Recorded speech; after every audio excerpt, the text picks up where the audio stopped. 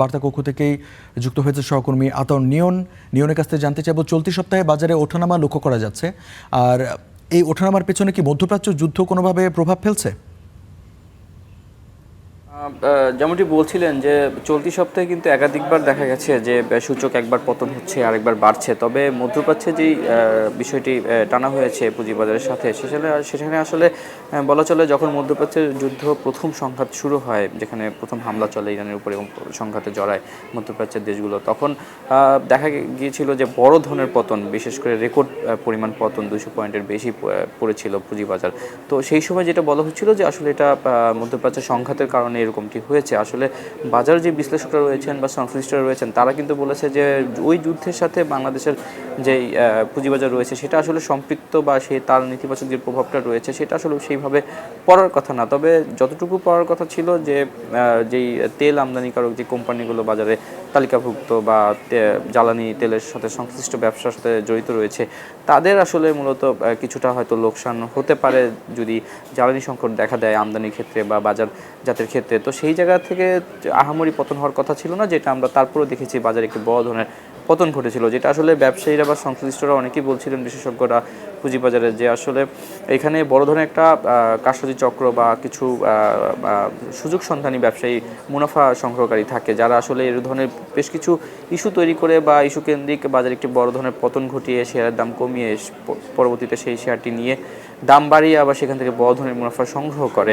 তো সেই জায়গা থেকে আসলে আমাদের বাজারের সাথে সরাসরি সম্পৃক্ত না থাকলেও এই ধরনের ইস্যু কেন্দ্রিক বড় ধরনের মুনাফা হাতিয়ে নেয় সেই চক্রটি। তো সেই জায়গা থেকে আমরা যখন আবার দেখেছি যখন যুদ্ধের সংঘাতের যুদ্ধ বিরতির একটা আলোচনা চলছিল বা কথা চলছিল, সেই সময় আবার বাজার একটু বড় ধরনের ঘুরে দাঁড়ানোর একটা সম্ভাবনা তৈরি হয়। এরপরে আবার যখন সেই আলোচনা ব্যর্থ হয় আবার বাজারে পতন দেখা গেছে। এরপরে আবার যখন গতকালকে যখন আমরা দেখেছি যে আবার আলোচনায় বসতে যাচ্ছে আমেরিকা ইরান এবং যুদ্ধ হয়তো পুরোপুরি বিরতির দিকে যাবে এরকম একটি সংবাদ প্রকাশ পাচ্ছে, তখন এই মুহূর্তে আমরা আজকে আবার দেখলাম যে বাজার কিছুটা ঘুরে দাঁড়িয়েছে। তবে আহামরি উত্থান কিন্তু আমরা বলবো না, এখানে সামান্যতম সূচক বেড়েছে, যেটা আসলে বাজারের জায়গা থেকে বলা চলে এটি স্বাভাবিক একটি উত্থান। সেই জায়গায় লেনদেন কিন্তু যদি বড় ধরনের দেখা যেত তাহলে হয়তো বলা যেত যে মার্কেটে হয়তো বিনিয়োগকারীরা ফিরে এসেছে। তো সেই জায়গা থেকে আসলে দেখছি আমরা লেনদেন কিন্তু 1000 কোটি টাকার কম, যেখানে 700-800 কোটি টাকা মানে 1000 কোটি টাকার মধ্যে 1000 কোটি টাকার নিচে ঘোরাফেরা করছে।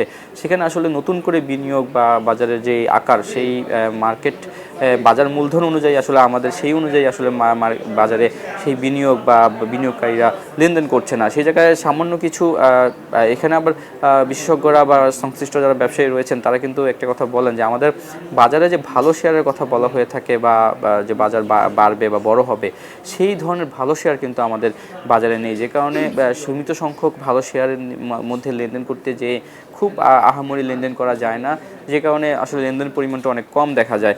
সেই সাথে বলা হচ্ছিল যে আমরা দেখছিলাম যে গত সপ্তাহে এবং এই সপ্তাহে যেই শেয়ারগুলোর দাম বাড়ছে এর মধ্যে বড় একটি অংশ রয়েছে আসলে ব্যবসা বন্ধ রয়েছে বা দীর্ঘদিন ধরে গত কয়েক বছর ধরে লোকসান রয়েছে, সেই কোম্পানিগুলোর দাম বাড়তে দেখা গেছে। সেটা আসলে বলছিল যে যেই স্বল্প সময়ে যে মুনাফা করার একটি যেই ধারণা থাকে যে আসলে মুনাফা সংগ্রহ করতে হবে স্বল্প সময়ে, সেই জায়গা থেকে আসলে এসব কারসাজিমূলক যে শেয়ারগুলো রয়েছে সেগুলোতে আসলে এক ধরনের বিনিয়োগ চলে বা লেনদেন চলে। সেই জায়গা থেকে অনেক বিনিয়োগকারী যারা আসলে সাধারণ বিনিয়োগকারী যারা আসলে ঠিকমতো বাজার সম্বন্ধে যদি না বুঝে মুনাফা সংগ্রহের দিকে যখন ধাবিত হয় তখন আবার এই শেয়ারগুলোর দাম বাড়তে থাকে। তো সেই জায়গা থেকে যদি ভালো কোম্পানির শেয়ার বাড়ানো যায় এবং ভালো কোম্পানির শেয়ার যদি বাজারে বাড়ে, তো সেক্ষেত্রে আসলে এই অন্যান্য যেই আদার্স এই যুদ্ধ বা বিভিন্ন ইস্যুতে যে বাজারে পতন দেখানো হয় বা এই অসাধু যে কারসাজি চক্র রয়েছে যে মুনাফা হাতিয়ে নেয় সুযোগ সন্ধানীভাবে, তো সেইটা আসলে বন্ধ হবে বলে তারা ধারণা করছেন বা প্রত্যাশা করছেন ভালো শেয়ারগুলো তালিকাভুক্ত হলে। তো এই ছিল আসলে শেয়ার বাজারের